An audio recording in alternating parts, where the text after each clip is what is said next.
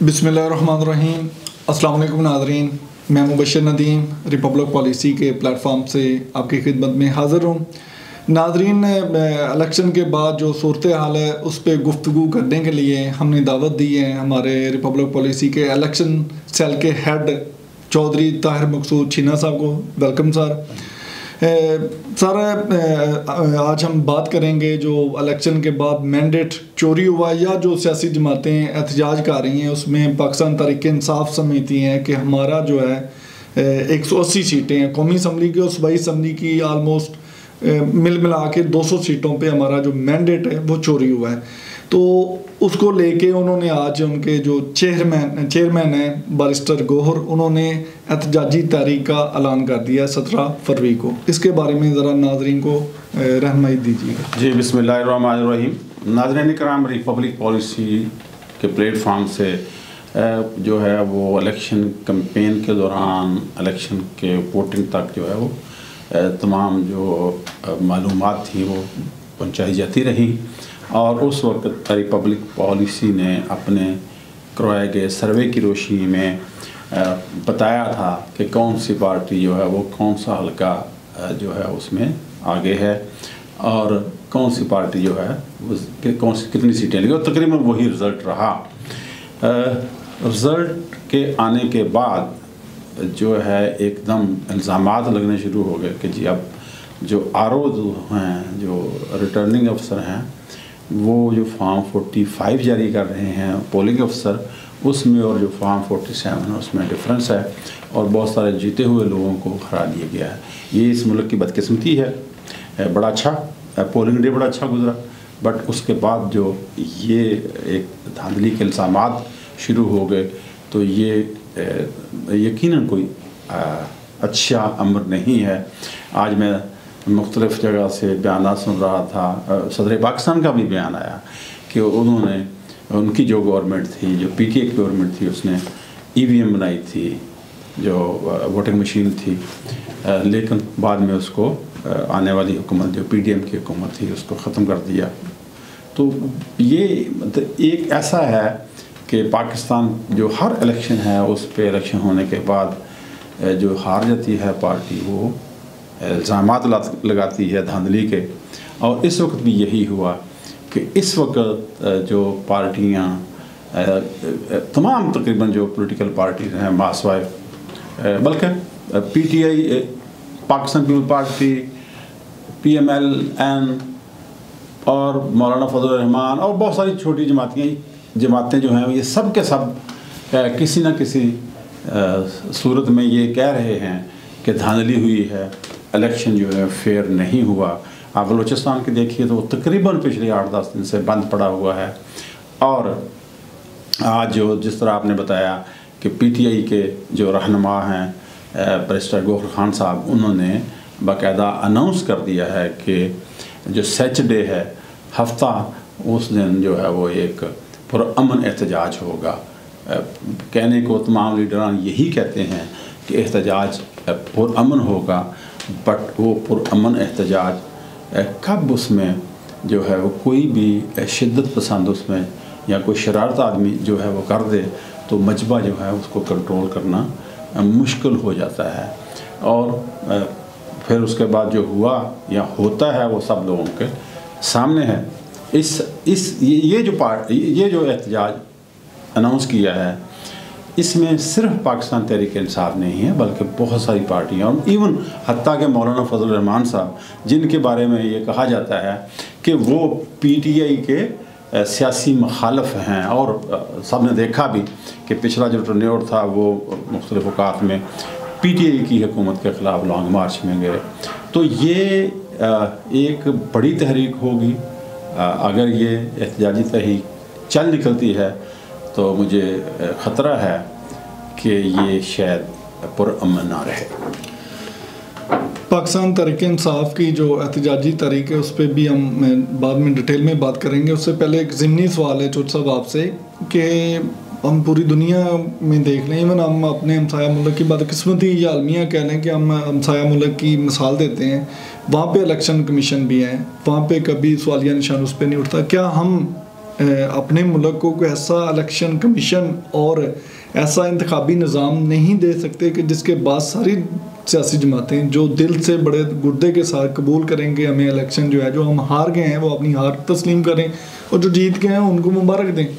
देखिए जी, जो election commission है ये एक आइनी अदारा है और इसकी जो तश्कील है वो अपोजिशन और जो हज़ब इक़्तिदार है, जो हुकूमत है, कायदे-ए-ईमान, जो कायदे-ए-ईमान है और अपोजिशन का जो लीडर है उनकी बाहमी मशावरत से तश्कील पाती है इसका जो इलेक्शन कमीशन है।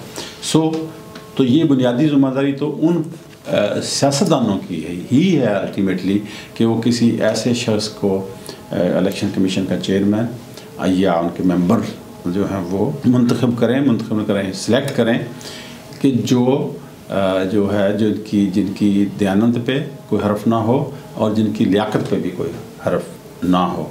एक ही तरीका है, यही तरीका है कि जो कमीशन है उसके ऊपर कोई उंगली ना उठा सके, क्योंकि इलेक्शन कमीशन ऑफ पाकिस्तान का एक ही बुनियादी जो काम है, बुनियादी काम जो है वो यही है कि पाकिस्तान में मुल्क के अंदर फेयर एंड फ्री इलेक्शन हो। बाकी जो उसके काम हैं वो इलेक्शन के मुतल्लिका ही हैं। तो ये बुनियादी ज़िम्मेदारी तो ज़ाहिर इलेक्शन कमीशन की है।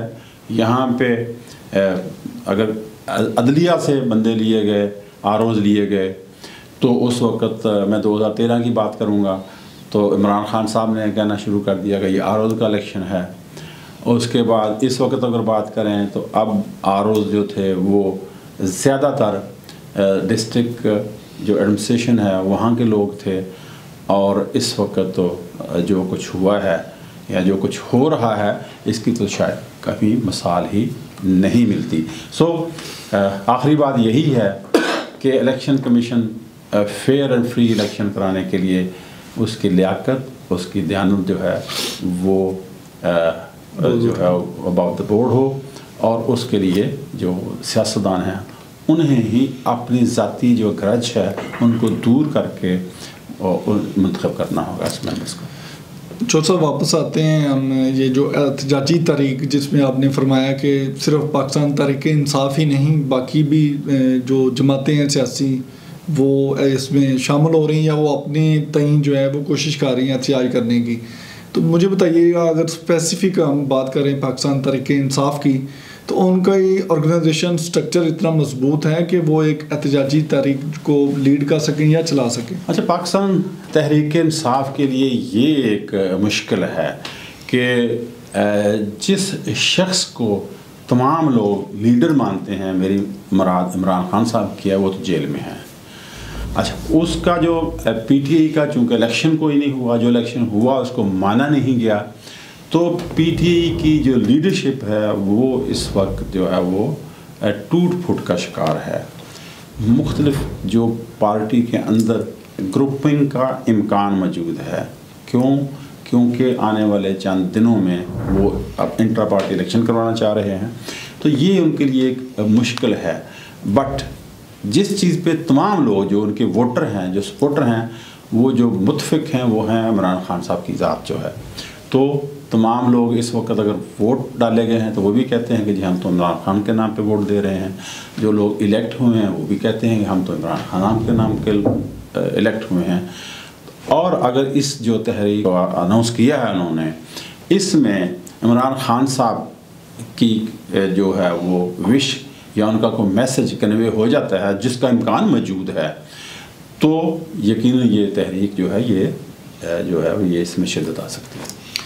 जी, मुझे बताइएगा कि जिस तरह आपने फरमाया कि हम सब जानते हैं, नाज़रीन को भी पता है कि जो टॉप लेवल की लीडरशिप है या तो वो रोपोश है या फिर वो पाबंद सलासल है।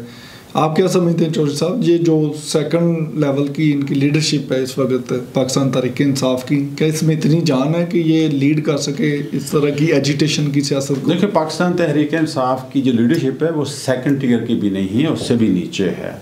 ज़ाहिर है एक बड़ा वाक़या हुआ पिछले साल जिसमें बहुत सारे लोगों के खिलाफ मुकदमात दर्ज हैं, कुछ गिरफ़्तार हुए, कुछ जेलों में हैं, कुछ मफरूर हैं। तो ये मुश्किल है कि उसको लीड करना, लेकिन यही एक ख़तरनाक चीज़ है कि कोई लीडर नहीं होगा और जो हजूम होगा वो एक शुतरे बेमहार की तरह कुछ भी मतलब है उसका एक्शन होगा। यही तो मैंने पहले कहा कि उसको कंट्रोल करने वाला कोई भी नहीं होगा। वैसे तो जो हजूम है उसको कंट्रोल करना या कोई उसकी गारंटी दे ही नहीं सकता कि ये पुरअमन रहेंगे। पुरअमन जो एहतजाज हो रहा होता है वो बाज़-औक़ात बिला वजह जो बज़ाहिर पता नहीं चल रहा होता तो उसमें शिद्दत आ जाती है और वो हंगामों की शक्ल इख्तियार कर लेता है। तो ये एक पीटीआई के लिए मुश्किल ज़रूर है। साथ बताइएगा कि जिस तरह हमने पहले बात की कि ऑर्गेनाइजेशन कैपेसिटी, फिर अगर जो इनके वर्कर्स हैं, सपोर्टर हैं पाकिस्तान तहरीक-ए-इंसाफ के, क्या इतनी इनमें कैपेसिटी है कि वो उनको मोबिलाइज़ कर सकें, सड़कों पे ला सकें? देखिए जी, अभी तो बिल्कुल ताज़ा इलेक्शन हुआ। इलेक्शन से पहले भी पीटीआई के यही हालात थे और लोगों का यही कहना था कि ये मुमकिन नहीं है कि वोटर को मुतहर्रिक कर सकेंगे और इनका जीतना मुश्किल हो जाएगा। लेकिन तमाम लोगों ने देखा कि ना सिर्फ वोटर मुतहर्रिक हुए बल्कि उन्होंने वोट कास्ट किए और एक बड़ी तादाद जो थी पीटीआई के हमायत याफ्ता लोगों की, वो बल्कि अगर आप देखें तो वो इस वक्त भी सबसे बड़ी जो तादाद है, जो एक ग्रोह है, वो आज़ाद लोग हैं जो पीटीआई के हमायत याफ्ता हैं। लेकिन वोट डालना और बात है और एहतजाज में जाना और बात है। ये एक मुश्किल है पीटीआई के लिए, बहुत मुश्किल होगा, आसान नहीं होगा। लोग जो हैं वो रोज़ी रोटी के लाले पड़े हुए हैं। लेकिन ये कहना कि ये बिल्कुल ही फ्लॉप हो जाएगा ये भी शायद मुनासिब ना हो। मुझे यकीन है कि ये पीटीआई के वर्कर जो हैं ये निकल आएंगे, क्योंकि अभी जो एमएनए या एमपी मुंतखब हुए हैं अगर वो भी इसमें शामिल हो जाते हैं इस तहरीक में तो वो उनके साथ लोग निकल आएंगे। अच्छा चौर साहब, आखिरी सवाल है आपसे प्रोग्राम का कि बताइएगा, हमने पीछे देखा पाकिस्तान तहरीक-ए-इंसाफ पे एक इल्ज़ाम कह लें या एक कतई नज़र इसके सियासी क्या उनके हैं मोरक़ात, उन पे इल्ज़ाम ये होता था कि ये मम्मी डैडी बर्गर पार्टी है। तो हमने देखा, बल्कि हमने ऑब्ज़र्व भी किया कि पिछले 2 साल से उन्होंने बड़ी मारें खाई हैं, चाहे वो लॉन्ग मार्च हो या फिर कोई भी एहतजाजी तहरीक हो। तो आप क्या समझते हैं कि अभी जो ये एहतजाजी तहरीक पाकिस्तान तहरीक-ए-इंसाफ शुरू करने जा रही है तो क्या लोग डंडे खा लेंगे सड़कों पे? देखिए जी, ये डंडे खाना ये अब पुरानी बातें हो गई हैं। अब देखिए, लोगों को अगर आप डंडे खाने की बात करें तो ज़ाहिर है बहुत सारे लोगों ने खाए। इसमें हम कानून की बात करें, इसमें डंडे खाने की बात ना करें कि एहतजाज जो है वो हर किसी का एक बुनियादी हक है, बट वो पुरअमन हो। अगर वो मुतशद्दद हो तो ज़ाहिर है जो स्टेट है, जो पुलिस है, जो रियासती अदारे हैं, वो हरकत में आएंगे और वो जो जितना ज़रूरी है उनके ऊपर फोर्स का इस्तेमाल करना वो करेंगे। तो इससे एक बदनामी होगी। आप अगर जिसका आपने रेफरेंस दिया तो बहुत सारे लोग हैं इस वक्त जेलों में, जो पिछले 9 माह 10 माह से जेलों में बहुत सारे लोग मफरूर हैं। बहुत सारे लोग ऐसे हैं जो इलेक्शन में जिन्होंने कंटेस्ट किया बट वो मफरूर हैं, तो वो कैसे हल्फ कैसे लेंगे अपनी, अगर वो जीत गए हैं। तो ये एक मुश्किल मरहला है। अब ये बात कहना कि जी मम्मी डैडी हैं, बर्गर हैं, मैं इन चीज़ों को बहुत ज़्यादा नहीं मानता। बहुत सारे जो तरक्की याफ्ता ममालिक हैं वहाँ पे भी अगर वो कोई हंगामा हो जाए, अगर कोई एहतजाज पुरतशद्दद हो जाए, आपने देखा फ्रांस में पेरिस में क्या क्या होता रहा है, तो लोग मार खाते हैं। बट उस वक़्त इसमें ऐसा नहीं है कि वो एक तरफ़ा नहीं रहता, वो 2 तरफ़ा चीज़ें हो जाती हैं। सब लोगों ने देखा, अगर आपने 25 मई की बात की तो क्या हुआ, या इमरान खान साहब के घर पे जो वहाँ पे जो हुआ ज़माम पार्क, वो क्या हुआ। तो वहाँ पे तो 2 तरफ़ा चीज़ें होती हैं। बस मैं आखिरी बात यही करूँगा कि अगर एहतजाज हो रहा है तो इसको मुतशद्दद नहीं होना चाहिए, इसको पुरअमन रहना चाहिए। अगर ये शिद्दत आ जाती है और इसमें हंगामा और तशद्दुद का अंसर शामिल होता है तो ये इसका नुकसान ही नुकसान है। जी नाज़रीन, आपने चौधरी तार मकसूद साहब की बात सुनी। हमने जो एहतजाजी तहरीक मुख्तलिफ़ सियासी जमातें ख़ासकर पाकिस्तान तहरीक-ए-इंसाफ के रेफरेंस से हमने बात की। एहतजाज करना हर सियासी जमात का जमहूरी और बुनियादी हक़ है, लेकिन वो कानून के दायरे में हो। तो नाज़रीन, इसी के साथ ही आपसे इजाज़त चाहेंगे। मुझे और ताहिर मकसूद चीना साहब को इजाज़त दें अगले प्रोग्राम तक के लिए। और इसी के साथ अगर अभी तक आपने हमारा चैनल सब्सक्राइब नहीं किया तो आपसे गुजारिश है कि चैनल को सब्सक्राइब करें और कमेंट सेक्शन में जाके अपने फीडबैक से लाजमी नवाजें। आप सब लोगों का बहुत शुक्रिया।